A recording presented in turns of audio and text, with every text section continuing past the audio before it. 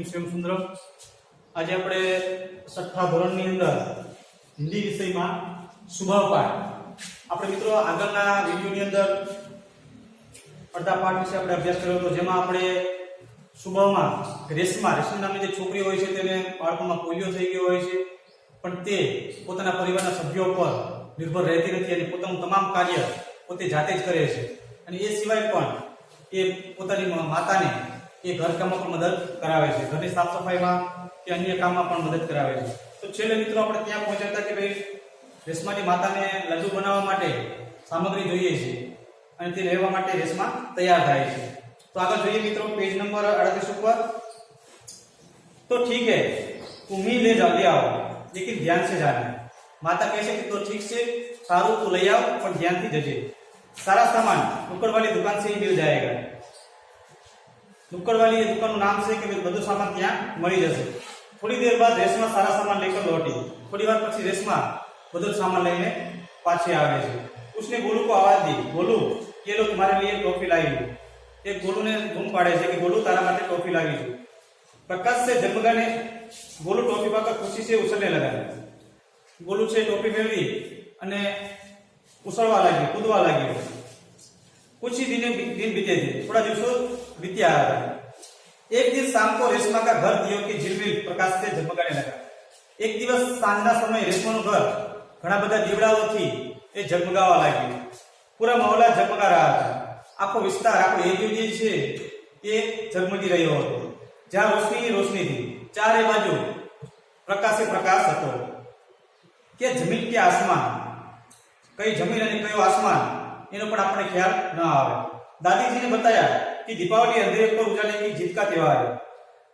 રેશમાના જે દાદી હતા એમણે જણાવ્યું કે ભાઈ દિવાળી એટલે ઉજાળા અજવાળા ઉપર અંધકાર ઉપર અજવાળાનો જીતનો તહેવાર છે। बुराई पर अच्छाई और सत्य पर सत्य की सदा जीत होती है। कि सत्य पर असत्य पर सत्य की हमेशा जीत થાય છે। इस दिन रावण को पराजित कर राम अयोध्या लौटे थे। आज દિવસે राम से रावण ने हरावी અને અયોધ્યામાં પાછા આવ્યા હતા। उसी खुशी में त्योहार मनाया जाता है। તેની ખુશીમાં આ તહેવાર મનાવવામાં આવે છે। રેશમા और गोलू बड़े ध्यान से दादाजी की बातें सुन रहे थे। રેશમા અને गोलू खूब ध्यान थी दादाजी की बात सांभળી રહ્યા હતા। कुछ देर बाद सबने मिलकर पूजा की और प्रसाद खाया। थोड़ा समय પછી બધાએ ભેગા મળી અને પૂજા કરી અને પ્રસાદ લીધો। गोलू अपने दोस्तों के साथ पटाखे छुड़ाने में मग्न हो गया। गोलू પોતાના મિત્રો સાથે फटाकड़ा फोड़વામાં तल्लीन થઈ ગયો। રેશમા अपने दादा दादी के साथ फूलझड़ियां जला रही थी। રેશમા से તેના દાદા દાદી સાથે फूलझड़ी सળગાઈ રહી હતી।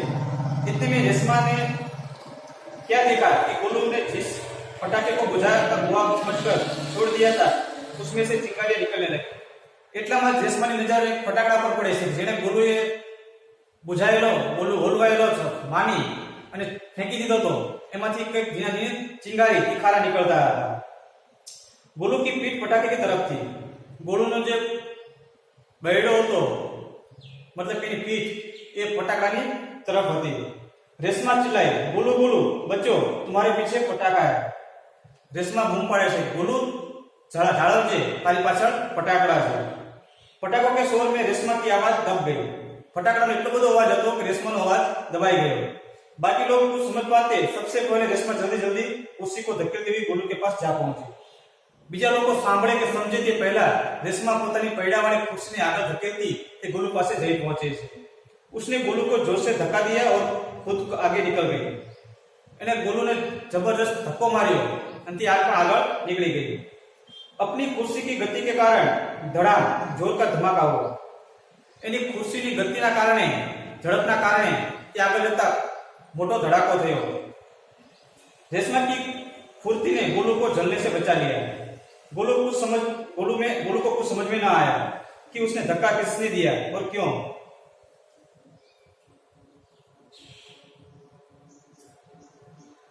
गोलू ने खबर ना पड़ी कि रेशमाએ શા માટે ધક્કો માર્યો અને કેમ ધક્કો માર્યો। धमाके की आवाज सुनकर मां पिताजी भी बाहर दौड़ाया। ધડાકાની આવાજ સાંભળી રેશમાના માતા અને પિતા પણ બહાર નીકળી આવ્યા। कुर्सी रेशमा के ऊपर थी और रेशमा नीचे।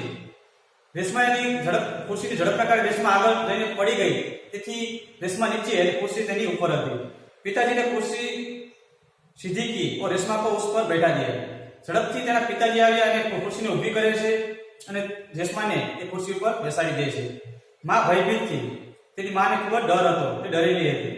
બોલી, કઈ ચોટ તો નહીં લગી રેશુ? તને કે વાગ્યું તો નથી, ચોટ તો નથી લાગી ને રેશમા? रेशमा ने उन्हें सारी बात बताई। रेशमा ने सारी घटना कही संभळावी। सबने रेशमा की पीठ थपथपाई। बधाए रेशमा ने पीठ थपथपावी એટલે કે શાબાશી આપી।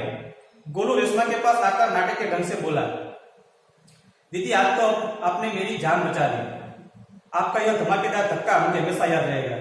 गोलू रेशमा પાસે આવી અને કહે છે કે બહેન, આજે તે મારી જાન બચાવી છે, મારો જીવ બચાવ્યો છે અને તારો આજે ધમાકેદાર ધક્કો જે છે એને હું હંમેશા યાદ રાખીશ।